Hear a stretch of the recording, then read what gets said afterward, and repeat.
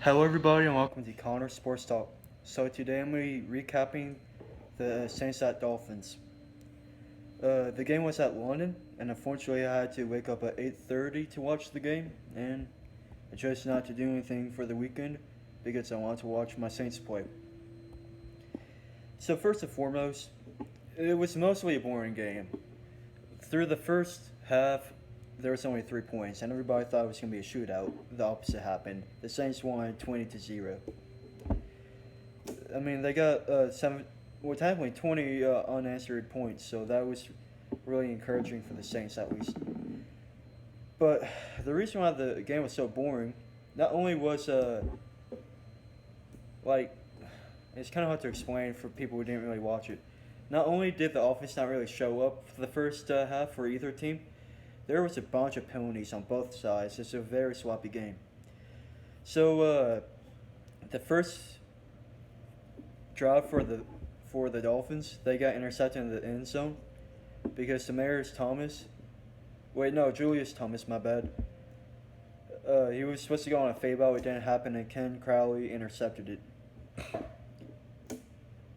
And then the first drive for the Saints, they missed a field goal. So that was like the only two like real offensive potential for them to actually score in the first half, really. So let me talk about the penalties. So in total, for the Saints, there was 8 penalties for 71 yards, which is quite a bit, and then the Dolphins, 11 penalties, 90 yards. That's crazy. So obviously, the Dolphins didn't score a single point against the Saints defense.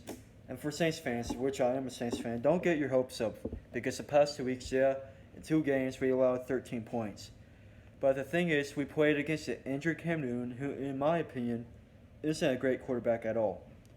And then we played against Jay Cutler, and in my opinion, isn't a great quarterback at all.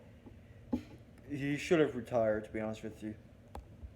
I'm kind of surprised that the Saints didn't allow any points.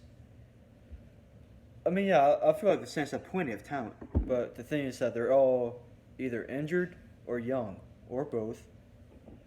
So I just expected them to be, I don't know, allow about 20 points, and I thought the Saints would score about 30. I did expect the Saints to win that game, but not in this fashion. Drew Brees was 29 for 41, 268 yards, 2 touchdowns, 0 interceptions. And with that said, speaking of interceptions, the Saints have yet to turn the ball over in 4 games. So apparently, only 3 other teams did that. The announcer said the Rams and the Titans. I don't remember the third one. I don't think they mentioned the third one. Moving on to the Saints running game. So Mark Ingram had 14 carries, 45 yards. The longest was 8.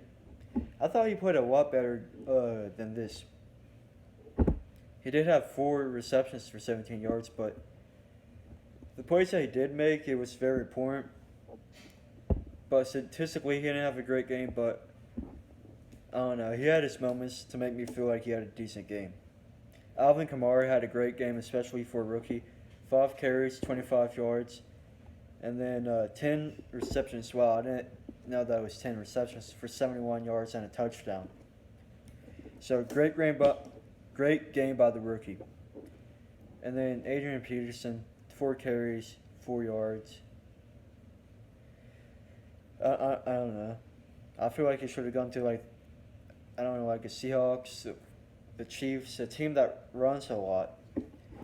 And nobody really expected Alvin Kamara to be this good. Maybe Sean Payton did, but realistically, I didn't think he was going to be this good. Moving on to the wideouts, Michael Thomas had a great game. He had 8 receptions for 89 yards and a touchdown. And then the next wide receiver, Brandon Coleman, had that 1 reception for 31 yards.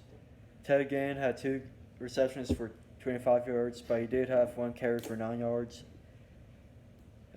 And then Kobe Fleener, 2 receptions, 21 yards. So I feel like I should talk about the defense. Like I said before, I feel like our defense is very underrated. especially since Delvin Breaux has been injured. Well, it feels like forever, like he's always injured. But he's a near Pro Bowl level. He's not quite there, but he's good enough. Same thing for Kenny Vaccaro. He's a near Pro Bowl caliber player, but not there. He may get a Pro Bowl eventually. I mean, maybe like one or two in his career, but realistically, that's probably the best he's going to get, especially since we play three safety set, which I honestly kind of hate. But now it's, I don't know. I can't say that I hate it, but like, I don't know. Why do we have three quality safeties? I don't know. But with that said, I do like Marcus Williams and Kenny Vaccaro. And Von Bell has his special moments. He's only a second-year player.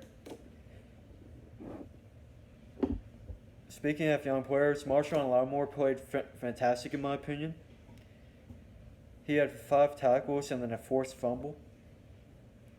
Ken Crowley, he also played extremely well. He almost had 2 interceptions.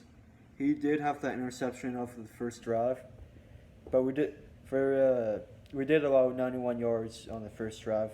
But that was basically the only sustained drive that Miami had, in which, again, Ken Crowley got an interception. And maybe like 2 drives later, he almost got another interception, which is really good because, in my opinion, he's kind of been playing bad the whole year. I mean, he's an undrafted player, second-year player, but still. Cameron Jordan, he got a sack. I believe it was his 3rd sack in 4 games, so he's definitely playing on a Pro Bowl level. AJ Klein also got a sack. He played for Carolina. I haven't seen anything bad about him so far. Raphael Bush, he came from Detroit. He did play for the Saints before he went to Detroit. I believe he started out with Atlanta, though. So, point is, he got a sack. So, we got a total of 4 sacks with David Almanada. I think I pronounced that correctly. The second-year player out of somewhere in Canada, Manitoba, I think.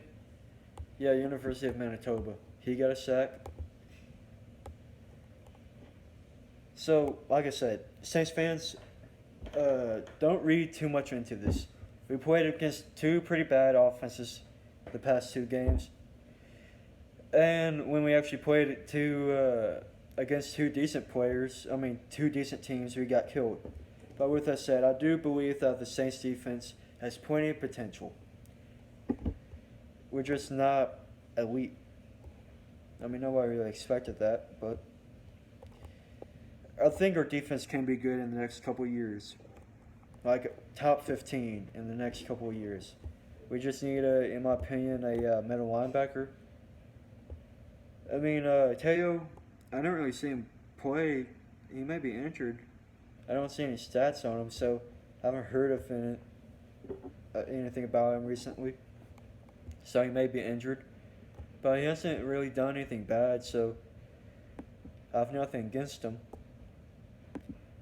But honestly, Jay Cutler, moving on to the Dolphins, he didn't play horrible. He was 20 for 28, 164 passing yards, and an interception. And the interception wasn't really his fault. Ajayi, 12 carries, 46 yards.